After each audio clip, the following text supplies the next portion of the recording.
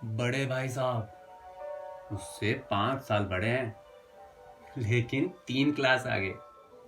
इन्होंने भी उसी उम्र में पढ़ना शुरू किया था जब मैंने किया था, मगर शिक्षा जैसे जरूरी मामले में जल्दबाजी से काम लेना पसंद नहीं करते। इस भवन की बुनियाद ये खूब मजबूत डालना चाहते, जिसपे एक आलीशान महल बन सके। इसीलिए 1 साल का काम 2 साल में करते, कभी कभी 3 साल भी लग जाते।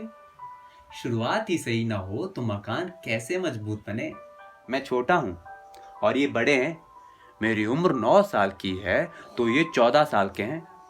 तो कायदे से मुझे सजा देना और मेरी निगरानी का जन्मसिद्ध अधिकार इनको है, और मेरी भलाई भी इसी में है कि मैं इनके हुक्म को कानून समझूं। बड़े भाई साहब स्वभाव के बड़े पढ़ाकू हैं। हर दिन किताब खोले बैठे रहते, शायद कभी दिमाग को आराम देने के लिए, कभी कभी कॉपी पर, कभी किताब के हाशियों पर चिड़ियों, बिल्लियों, कुत्तों के चित्र बनाया करते। कभी एक नाम, शब्द या वाक्य 10-20 बार लिख डालते। कभी एक शेर को बार बार सुंदर अक्षरों में नकल करते। कभी कभी तो ऐसी शब्द रचना करते जिसका ना कोई अर्थ होता है, ना परस्पर तालमेल। एक बार मैंने इनकी कॉपी पे कुछ लाइंस पढ़ी।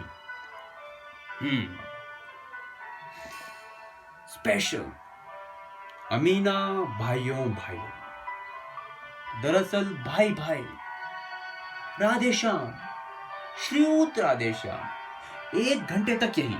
उसके बाद एक अजीब से आदमी का चेहरा बना था। मैंने सोचा इस पहेली का कोई तो मतलब निकालूं, मगर असफल रहा। अरे आखिर ये 9वीं क्लास में पढ़ते हैं और मैं 5वीं पास करके अभी 6ठी के लिए आया हूं, तो इनकी लिखी रचना समझना मेरे लिए छोटा मुंह बड़ी बात थी।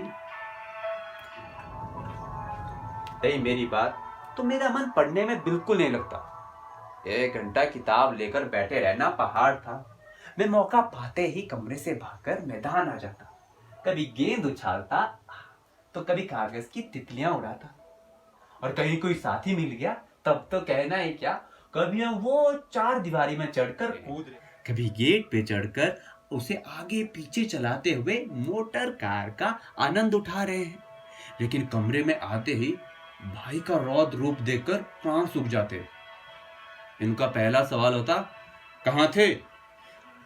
हमेशा ये सवाल इसी ध्वनि में पूछा जाता, और इसका जवाब मेरे पास मौन था। न जाने मुंह से ये बात क्यों नहीं निकलती कि जरा बाहर खेल रहा था। मेरा मौन रहना मेरा अपराध स्वीकार कर लेता, और भाई साहब के लिए इसके सिवा कोई इलाज ना था कि वो गुस्से से भरे शब्दों में मेरा स्वागत करें।